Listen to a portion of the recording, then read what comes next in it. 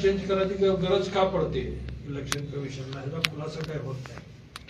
आणि निवडणुकीला फॉर्म भरायचं जी अमाऊंट आहे तर ती 10,000 आहे. आणि चेकिंगची मात्र आपण जर बघितली तर व्हीव्हीपॅट चेक करण्यासाठी त्याची अमाऊंट 47,200 आहे. आणि ती एका बुथला, आणि त्यात 5% बूथ मोजून वाजायचं जर म्हणलं तर 15 बूथ कमीत कमी आपल्याला मोजता येतील. आणि त्या हिशोबाने जर बघितलं तर ते आकडा परत 10 लाखापर्यंत जातोय.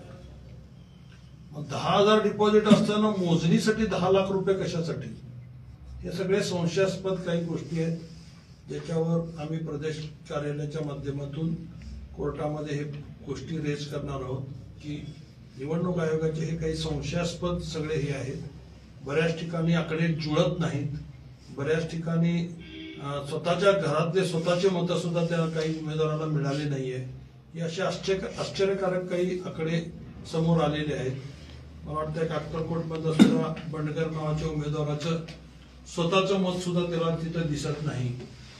जरी आपण म्हणत असलो की ईव्हीएम मशीन मध्ये काय नाही आहे, हरलेले लोक हे करतायत, मग हे सगळं त्याचं हे काय आहे, त्याचं हे सगळे जे आकडे जर बघितलं तर त्याचं नेमकं काय हे काढायचं. आणि आपल्याला माझ्या मतदारसंघापुरतं बोलायचं झालं तर बीडी घरकुलमध्ये ठीक आहे, एखादा भाग एखादा एरिया मला विरोधात जाऊ शकेल. बीडी घरकुलच्या सुरुवातीपासून पाणी आणण्यापासून जे काय करायचं तिथल्या मुलांना शिक्षणापासून सगळी सोय मी करून दिलेली आहे. मग एकदम सगळेच बीडी घरकुलवाले माझ्या विरोधात का जातील, याचं कारण काही समजत नाही आहे. आणि तुम्ही सर्वे करत जाऊ, पोलीस डिपार्टमेंटच्याही माझ्या संपर्कात होते, त्यांचंही होतं की तुमची सीट आलेली आहे, 10-15 हजारने तुम्ही येता, तुम्ही सगळेजण फील्डमध्ये होता, तुम्हालाही म्हणजे असं काहीच समजलं नाही आपल्याला कुणालाच. असं तर काही घडत नाही, पण जे घडलंय त्यामुळं मोठ्या प्रमाणात या लढा देण्याची गरज आहे. त्या दृष्टिकोनातून आम्ही देतोय. काय पैसे भरले किंवा काय मागणी केली, पुढे काय प्रोसेस? आता मी व्हीव्हीपॅटची चेकिंग त्यांना पत्र मागितलंय. त्यांनी सांगितलं की आम्ही हाय ते बूथ चेक करत नाही, तुमच्या मशीन चेक करणार नाही. आम्ही नव्याने परत ती मशीन क्लीन करू आणि त्या तुम्हाला ज्या मशीन वाटतात त्या मशीनवर परत कोटिंग 10 मतं द्यायचे आणि ती 10 मतं बरोबर पडली का नाही एवढंच फक्त आम्ही चेक करणार. म्हणजे ह्याचा अर्थ काय, आम्ही मागणी काय करतोय, जे प्रत्यक्षात झालेलं मतदान आहे ते बूथची मागणी करतोय. ती न देता तुम्ही नव्याने ते मशीन मध्ये वोटिंग करून मग ती त्याची चेकिंग करून देणार असेल तर त्या मोजणीला काही अर्थच नाहीये. त्यामुळे हे सगळे संशयास्पद काही गोष्टी आहेत. याच्यासाठी कोर्टामध्ये मोठ्या प्रमाणामध्ये लढा देण्याची गरज आहे. कारण मला आठवतंय की ज्यावेळेस मध्य प्रदेशचे इलेक्शन झाल्या होत्या, तिथे एक जवळचा माझे एसपी होते त्या बाँड्रीला, त्यांनी सांगितलं की मला सुद्धा कधी वाटत नव्हतं की ईव्हीएमचा घोटाळा आहे, पण मी बघत होतो, आमचं जाणं येणं तिथं होतं बाँड्रीवर असल्यामुळं. आणि त्यावेळी सुद्धा म्हणजे वातावरण सगळं काँग्रेसचं असताना एकदमच वातावरण टर्न होऊन एकदम असाच जसा धक्कादायक निकाल आता महाराष्ट्राचा लागला तसाच निकाल मध्य प्रदेशचा लागला. त्याच्यानंतर तुम्ही बघितलं हरियाणाचं सुद्धा, म्हणजे छोटे छोटे राज्यला काही करायचं नाही आणि मोठे राज्य फक्त ताब्यात घ्यायचं आणि सगळीकडं आपली सत्ता वन हँड सत्ता कशी आणता येईल हे बीजेपीचं जे डाव चाललेलं आहे, जे चीटिंग चाललेली आहे, ते चीटिंग कुठंतरी उघडकीस आणण्याची गरज आहे असं आता सगळ्याच पक्षाला वाटायला लागलेलं आहे. आणि तुम्ही बघितलं आता एकनाथ शिंदेशी जो अवस्था काय केली त्यांनी, म्हणजे थोडी मेजॉरिटी त्यांची आली की त्यांना वापर केला आणि त्यांना बाजूला टाकला होता. म्हणजे हाच पद्धतीने पूर्ण देशभरात त्यांचं हे प्लॅनिंग सुरू आहे की एक हाती सत्ता आणायचं आणि ते मला वाटतं डिक्टेटरशिप कडे आपला देश चाललेला आहे असं थोडक्यात म्हणायला काही हरकत नाही. वैयक्तिक आपण कोर्टात जातात किंवा पक्षाच्या माध्यमातून जातोय आणि वैयक्तिक पण आम्ही जातोय. कारण सगळ्यांनी जोपर्यंत ह्याच्यावर आवाज उठवला गेला नाही जाणार नाही तोपर्यंत हे होणार नाही. मला असं अजून एक माहिती मिळाली की डिपार्टमेंटमध्ये सुद्धा एक 100 अधिकाऱ्यांची 50-100 अधिकाऱ्यांची बैठक झाली आणि त्या सगळ्यांनी असं हे केलं की बाबा पोलीस डिपार्टमेंटचं की हे जे चाललेलं आहे ते काय फार लोकशाहीला घातक आहे. आणि डिपार्टमेंटचं सुद्धा म्हणणं आहे की हे सगळं चाललेलं चुकीचं चाललेलं आहे.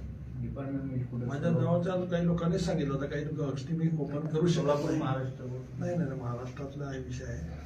तर त्या लोकांची सुद्धा बैठक झाली आणि त्यांनी मला सांगितलं की आमची सगळ्यांची हे झालंय आणि सगळेजण आम्ही ह्याच्यात आहोत की आम्हाला वाटत होतं की ही सत्ता 100% 170 180 महाविकास आघाडीचे सीट्स येतील आणि सत्ता चेंज होईल.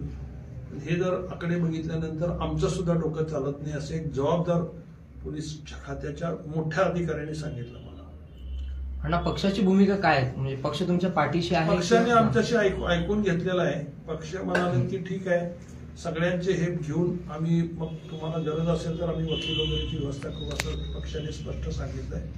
म्हणजे पक्षाच्या वतीने जर लढा द्यायचा असेल तर पक्ष त्याला तयार आहे. आता सोलापूरच्या निवडणूक कार्यालयाकडे तुम्ही काही तक्रार केलेली आहे. आता ते ईव्हीएमच्या 2च मशीनचे चेकिंगचं हे दिलंय. मला त्याच्या मागचा उद्देश एवढाच होता की त्यांच्याकडनं मला लेखी पत्र अपेक्षित आहे की आम्ही असलेले मतदान मोजणार नाही. आम्ही फक्त तुम्ही त्याला काय म्हणतात, सकाळी आपण ट्रायल घेतो ना, मॉक पोल पद्धतीनेच आम्ही तुमच्या आता हे तुम्ही जे काही जेवढे पैसे भराल ते मॉक पोल पद्धतीनेच आम्ही मोजणी करणार आहे. ते मला लेखी पाहिजे, जे कोर्टात मला त्याचा उपयोग होणार आहे. नाही, आता मी अर्ज दिलाय त्यांच्याकडे 1-2 दिवसात त्याचं उत्तर. आज लास्ट डेट होता, मी कालच सगळं सबमिट केलेलं आहे. आणि शिवाय सगळ्या बूथचे हे मागितले अकाउंटिंग हे ते वगैरे सगळ्या बाकीच्या काही गोष्टी जे आम्हाला पक्षाने सांगितलं होतं त्या गोष्टी मागणी केलेल्या आहेत वेळेत. त्यामुळे आता 2-4 दिवसात त्यांचे उत्तर येतील. ते आल्यानंतर मग आम्ही पुढची स्टेप घेणार. किती पैसे भरला त्यांना? आता मी 2 बूथचे भरलेत, फक्त 98,000 काहीतरी आहे. 94,400 सीट आहे. 94,400 रुपये भरलेत. कारण हे फक्त ट्रायलला, कारण त्यांनी जर ती ओरिजिनल मशीन चेकच करणार नसतील तर ते पैसे भरण्यात पण काही उपयोग नव्हता. त्यामुळे ते काय भरलेलं नाहीये.